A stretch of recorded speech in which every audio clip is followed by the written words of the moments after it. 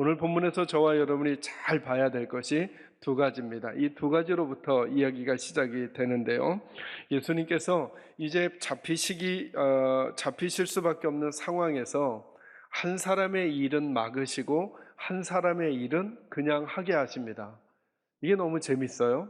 왜 그러냐면 누구의 일은 막으시냐면 베드로의 일은 막으셔요. 여러분 어디를 보시냐면 본문에 51절 말씀 52절 같이 한번 읽어볼까요? 같이 한번 읽겠습니다. 시작.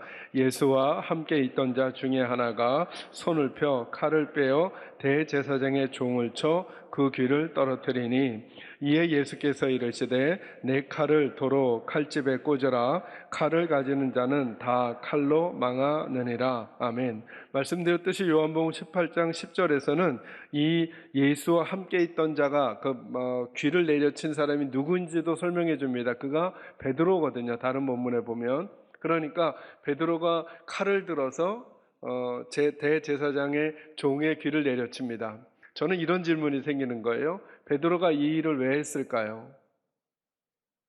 이렇게 질문하면 누구를 위해서 한 거죠? 예수님을 위해서 한 거란 말이에요. 근데 그림이 어떤 식으로 전개가 되냐 하면 베드로는 자기의 선생님 예수님이 붙잡혀갈 위기에 있으니까 예수님을 잡으러 온 그 사람들 중에 한 사람의 귀를 내려쳤단 말이에요. 누구를 위해서 그랬냐 하면 예수님을 위해서 그랬단 말이죠. 그런데 예수님은 이 사람을 막아요. 그러지 말라는 거예요. 칼을 다시 칼집에 꽂아라. 그러면서 베드로는 막아요. 그런데 오늘 본문에 보면 또 한 사람의 제자가 등장하죠. 그가 누구냐 하면 유다예요. 어디를 보시느냐 하면 48절 말씀 한번 보세요. 47절을 제가 읽고요. 말씀하실 때에 12 제자 중에 하나인 유다가 왔는데 대제사장들과 백성의 장로들에게서 파송된 큰 무리가 칼과 몽치를 가지고 그와 함께 하였더라. 같이 읽습니다. 예수를 파는 자가 그들에게 군호를 짜 이르되 내가 입맞추는 자가 그이니 그를 잡으라 한지라. 아멘. 또한 제자가 등장하는데 그가 누구냐 하면 유다예요. 여러분 유다의 별명을 예수님이 말해 주시죠. 예수를 파는 자라고. 그가 와서 예수님에게 입맞추고 이미 다 약속이 돼 있어요. 내가 입맞추는 그가 예수니까 그를 잡아가라고. 근데 이야기를 끝까지 읽으면 어떤 그림으로 이미지로 이 이야기가 가냐 하면 예수님께서는 자기를 위해서 칼을 든 베드로는 막아요. 근데 거꾸로 자기를 잡으러 오는 유다는 그대로 일을 행하게 해주시는 거예요. 그러니까 누군가는 막으시고 누군가는 그렇게 하도록 내버려 두시는 거예요. 저는 이 본문을 보면서 누구의 일이 나쁜 일인가 이런 생각을 해봤어요. 누구의 일이 나쁜 일이죠? 유다의 일이 나쁜 일이잖아요. 그런데 예수님의 입장에서 보면은 베드로는 예수님 편이거든요. 그런데 예수님은 베드로를 막으시고 그리고 자기를 해하러 온 유다는 그대로 내버려 뒀어요. 우리라면 이렇게 해야 되는 거잖아요.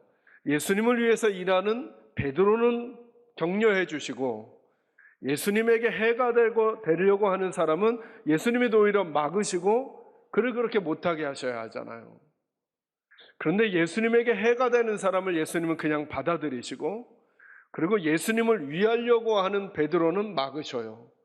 그러시면서 이제 이후로 베드로와 그리고 유다처럼 살아갈 하나님의 사람들 그리고 하나님과 곁에 있는 우리 모두에게 예수님께서 진짜로 원하시는 것이 무엇인지를 말씀하고 있는 게 아닌가라는 생각을 하는 거예요. 어찌 보면 저와 여러분도 다 예수님 주변에 있는 사람들이잖아요. 주변에 있는 우리들이 하는 행위들을 두 가지로 딱 요약하면 그거예요. 예수님에게 유익이 되는 일, 때로는 예수님에게 해가 되는 일이라는 거죠. 그런데 예수님이 어떤 이의 일은 막으시고 어떤 이의 일을 허용하셔요. 특히나 오늘 본문에서는 더더욱 이해가 되지 않는 게 뭐냐 하면 예수님 편인데 예수님이 막으시고 예수님 편이 아니신데 그 일을 그냥 받아들여 버리시는 거예요. 왜 그러실까라고 하는 거예요. 그러면서 오늘을 살아가는 예수의 사람들이 어떤 태도와 자세로 이 땅을 살아가는 것이 하나님 앞에서 하나님의 백성의 태도인지를 점검하게 하시는 거죠. 이 사건을 통해서. 이것을 여러분과 좀 나누도록 하겠습니다. 성경 구절은 주로 52절에서 54절 말씀으로 나눌 텐데요. 먼저 52절 말씀 같이 읽겠습니다. 읽습니다. 시작. 이에 예수께서 이르시되 내 칼을 도로 칼집에 꽂으라. 칼을 가지는 자는 다 칼로 망하느니라. 아멘. 첫 번째 말씀은 이거예요. 내 칼을 칼집에 다시 꽂으라는 거예요. 이 말씀 더 전개하기 전에 여러분이 준비하신 칼을 칼집에 다시 꽂으셔야 합니다. 여러분은 어떤 칼을 준비하고 계십니까? 혹시 여러분이 누군가를 향해 말의 칼을 준비하고 있다면, 아니면 표정의 칼을 준비하고 있다면, 아니면 태도의 칼을 준비하고 있다면, 이 말씀 더 전개하기 전에 이렇게 먼저 말씀을 듣는 거예요. 우리 주님이 이렇게 말씀하는 거예요. 내 칼을 칼집에 꽂으라는 거예요. 그러면서 주님이 이렇게 말씀하잖아요. 베드로에게 칼을 가지는 자는 칼로 망할 거래요. 이 말씀을 묵상하는데 자꾸 이런 마음이 드는 거예요. 예수의 사람들은 다른 방법을 가지고 살아야 하는 거예요. 다른 방법을 가지고. 맞아요. 칼로 나를 공격해 오는 사람이 있으면 우리는 칼을 뽑고 싶어요. 그죠? 칼을 꼭 뽑고 싶어요. 누군가 말로 나를 공격하고 누군가 말로 나를 억울해하게 하고 힘들게 했으면 우리도 똑같이 말의 칼을 준비해서 그 사람을 향해 그 칼을 휘두르고 싶은 마음이 우리에게 당연히 있어요. 그거 누구나 하는 것이고 하고 싶은 것이고 하게 되는 것이에요. 근데 오늘 예수님께서 위기의 순간에 당신의 목숨이 위태로운 그 순간에 뭐라고 말씀하시냐면 자기를 대변하기 위하여 칼을 뽑고 칼로 귀를 내려친 베드로에게 이렇게 말해요. 베드로야, 내 칼을 칼집에 다시 꽂아라. 칼을 드는 자는 그 칼로 망하게 된다. 이렇게 말씀하시는 거잖아요. 제가 이 말씀을 준비하면서 우리나라 그 속담이 생각이 났어요. 칼을 뽑으면 뭐라도 자르라 그래요? 무라도 잘라야 된다 그러잖아요. 근데 예수님은 뭐라 그러냐면 우리가 들었던 말은 한 번 칼을 뽑았으면 무라도 자르고 집어넣으라 그러시는데 예수님은 뭐라 그러시느냐 하면 그 칼을 다시 칼집에 꽂으래요. 누구 말이 맞을까요? 물론 무라도 잘라야 됩니다. 이 말은 한 번 시작한 일은 어떻게든 잘 마무리해야 된다라고 하는 교훈을 주기 위함이긴 하지만 그러나 잘못 뽑은 칼은 빨리 꽂으셔야 합니다. 지금도 세상은 칼로 이기려고 하는 거죠. 이 싸움이 교회 안에서도 늘 있는 거예요. 내가 이렇게 공격을 당했으니 나도 이렇게 공격하고 싶다. 나도 이렇게 억울함을 당했으니 나도 이렇게 억울함을 주고 싶다. 이게 다 우리가 가지고 있는 마음의 칼, 혀의 칼, 생각의 칼, 눈빛의 칼, 표정과 태도의 칼인 것입니다. 그러나 주님은 말씀하세요. 그 칼을 가지는 자는 그 칼로 망하게 될 거다. 폭력은 폭력을 부릅니다.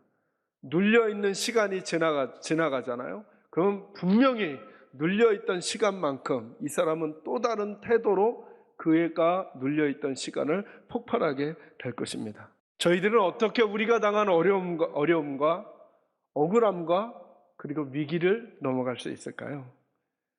하나님은 저와 여러분에게 이 얘기를 하는 거예요. 아마 이 사건 안에서 예수님께서 베드로를 막으셨을 때 제일 답답했던 사람 중에 하나가 베드로였을 거예요. 그죠? 그도 가만히 있으면 위기가 오지 않는 건데 예수님 때문에 위기가 왔고 그리고 그 위기를 해결하려고 용기를 내 칼을 빼서 귀를 내려친 것인데 예수님은 도리어 자기의 편이 되지 아니하고 자기를 막으시는 거예요. 그러지 말라는 거예요. 그러지 말라는 거예요.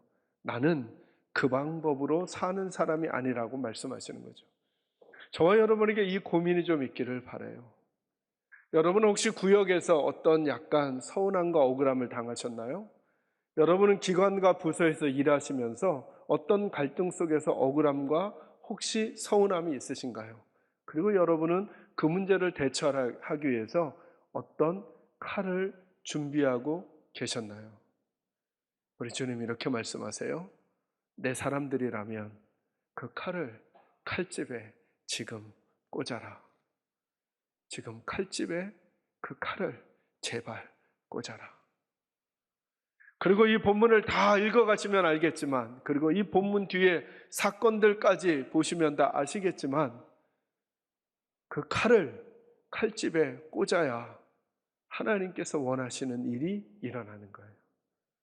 우리는 오늘 예배하기 전에 기도하면서 그런 말씀 나눴잖아요. 내 문제를 하나님의 문제로 만들어야 한다. 우리의 문제를 하나님의 문제로 만드는 또 한 가지 방법.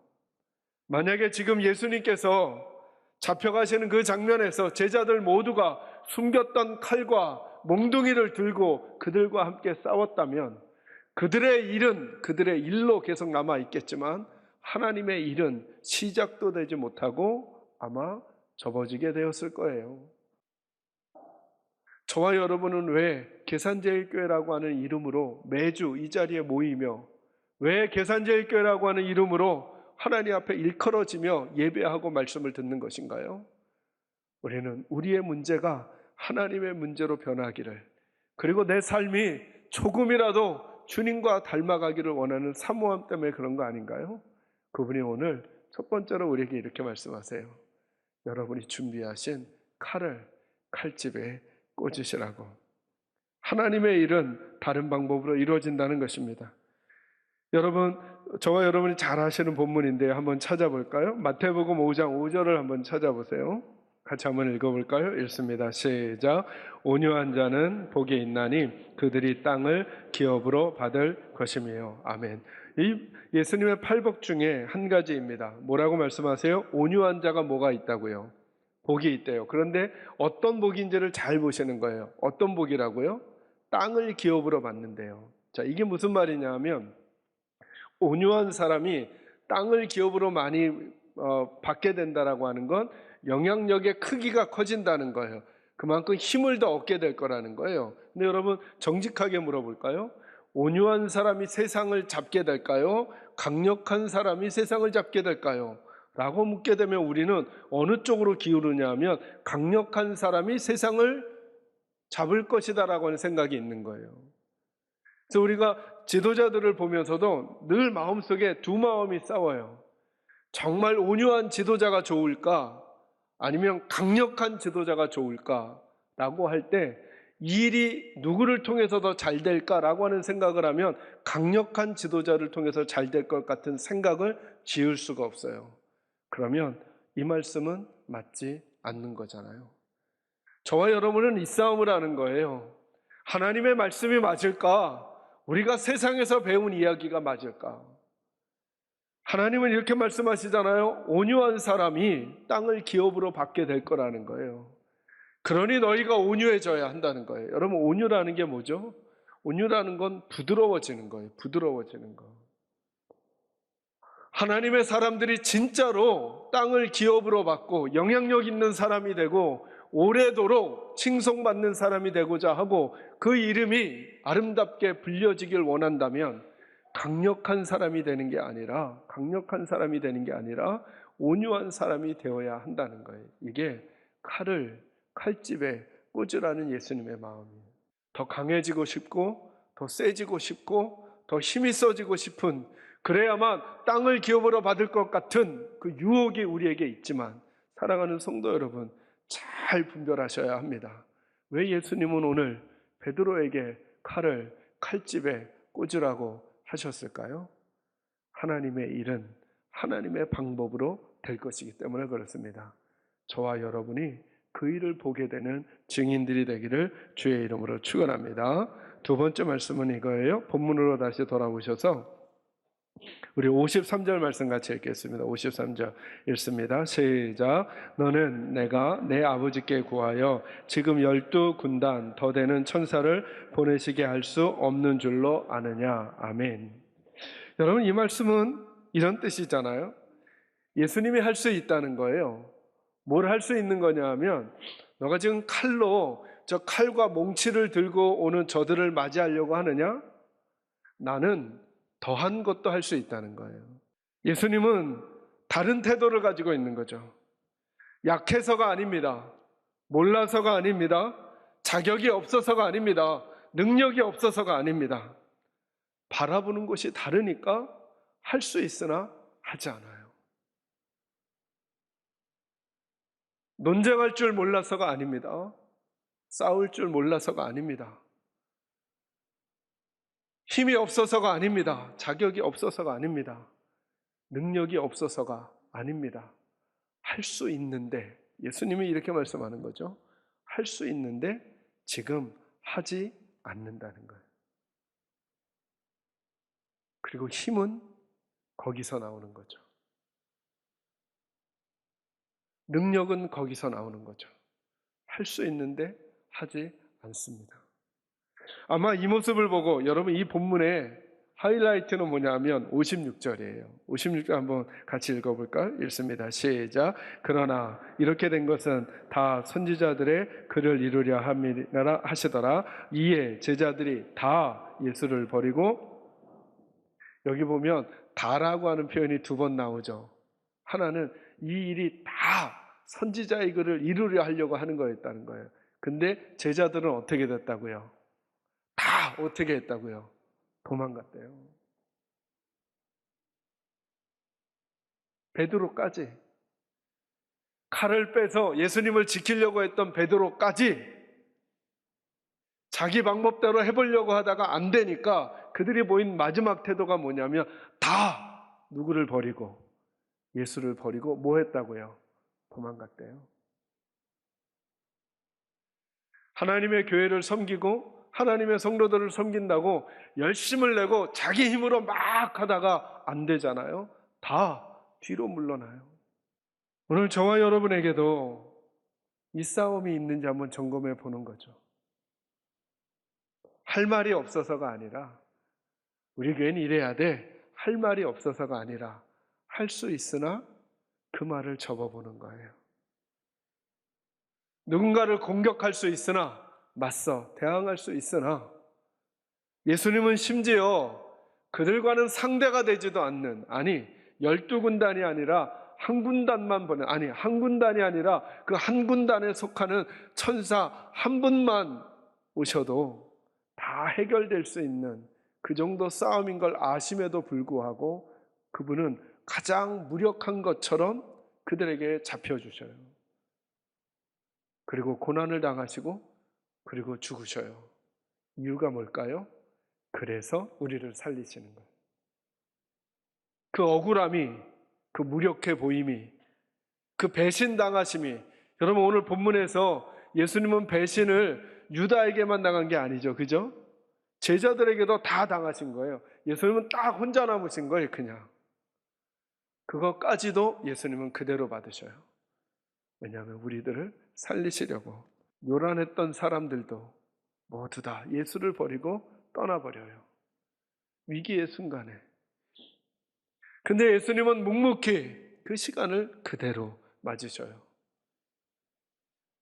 저는 우리 사랑하는 계산제일교회 식구들에게 예수님의 이 모습이 있기를 주의 이름으로 축원합니다. 맞아요. 우리도 할 수 있잖아요. 그죠? 우리도 원망할 수 있잖아요. 우리도 싸울 수 있잖아요. 우리도 대꾸할 수 있잖아요. 우리도 비방할 수 있잖아요. 그러나 할 수 있으나 하지 않을 때, 그때 우리의 문제가 하나님의 문제가 됩니다. 그리고 내가 하나님의 사람이 되어 가는 것입니다. 그것은 도리어 어느 순간에 나타나는가? 위기가 왔을 때. 작게는 오늘 하루를 보내면서 여러분의 마음에 풍랑을 일으키는 어떤 사건이 딱 왔을 때 한번 이 일 기억해 보는 거예요. 아, 그래. 내가 이렇게 할 수 있으나 하지 말자. 그리고 그 다음에 하나님께서 저와 여러분에게 어떤 평안과 어떤 마음을 주시는지. 여러분 성경을 보면 하나님 앞에 기도하는 장면을 애통하는 것으로 자꾸 표현하잖아요. 그죠?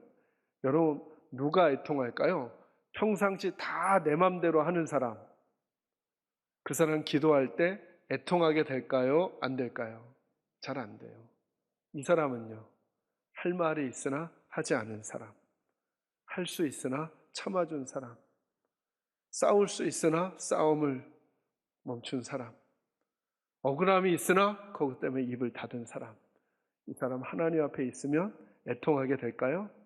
애통하죠. 그리고 하나님은 그 사람 편이 되어 주시는 것입니다.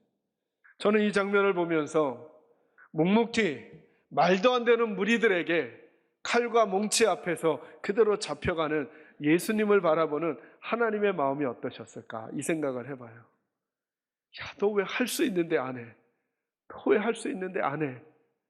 그러면서도 그 길을 묵묵히 걸어가시는 예수님에게서 하나님은 한 번도 눈을 떼지 않으시고 주님과 함께 하셨을 것 같아요. 저와 여러분에게 우리 하나님께서 한시도 눈을 떼지 아니하시고 난 네 편이야. 난 너와 함께 있어. 난 내 손을 잡고 걸어갈 거야. 너의 할 수 있으나 하지 않음의 그 모습을 나는 잊지 않을 거야 하신다면 저와 여러분의 인생은 분명히 하나님의 손 안에서 복되게 마무리가 될 것입니다. 이 은혜가 꼭 우리에게 있기를 주의 이름으로 축원합니다. 마지막 한 가지만 더요. 다시 본문으로 돌아오셔서 54절 말씀입니다. 54절 같이 읽습니다. 시작. 내가 만일 그렇게 하면 이런 일이 있으리라 한 성경이 어떻게 이루어지겠느냐 하시더라. 아멘. 마지막으로 저희가 나누고 싶은 이야기는 이거예요. 예수님에겐 선명한 목적이 있었어요. 선명한 목적이.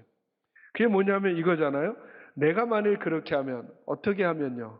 할 수 있다고 다 해버리면 그리고 너도 내가 한 것처럼 칼집에서 칼을 뽑아 칼을 휘두르면 그리고 내 능력을 다 사용해버리면 내가 하고 싶은 대로 다 해버리게 되면 뭘 이루지 못한다는 거예요. 하나님의 약속을 이루지 못하지 않느냐.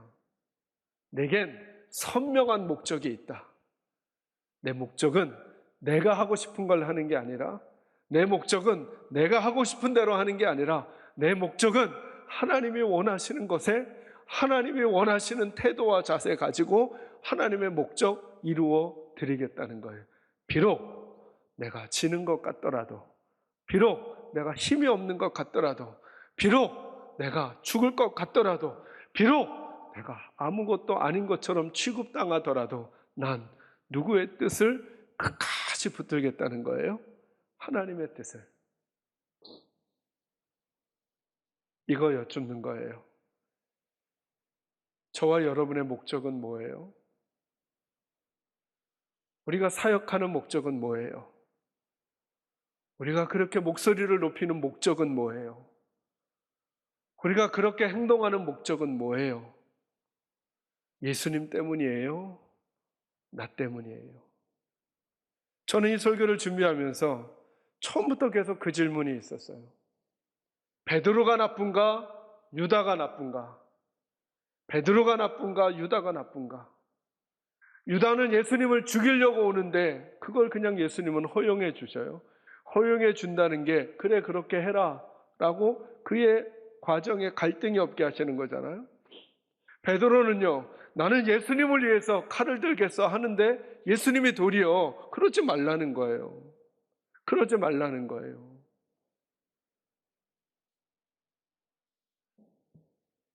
왜냐하면 예수님은 하나님의 뜻을 이루어 드리기 위해서.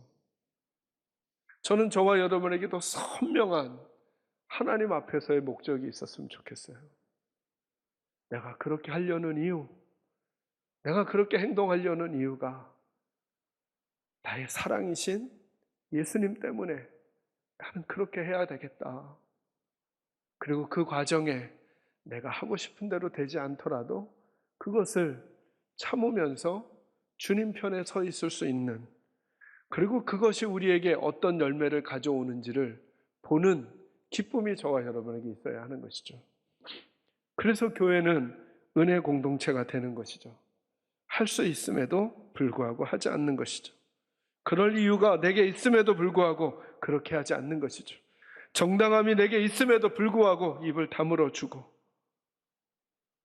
다른 방법과 다른 태도로 주님 앞에 서 있으려고 하는 그 씨름을 할 때 우리의 기도는 진짜 기도가 되고 우리의 예배는 진짜 예배가 될 거예요. 그리고 우리의 간구는 하나님의 심장 속에 울리는 북이 되어 하나님께서 끝내 저와 여러분의 삶의 손을 얹어 주시게 될 거예요. 우리의 이 일 때문에 하나님이 우리의 인생 가운데 우리 자녀들에게 그리고 우리 가정과 우리 교회를 끝까지 붙드시고 너희들은 내 것이야. 내가 너희와 함께 할 거야. 라고 하는 하나님의 복주심이 떠나지 않게 되기를 우리 주님의 이름으로 축원합니다.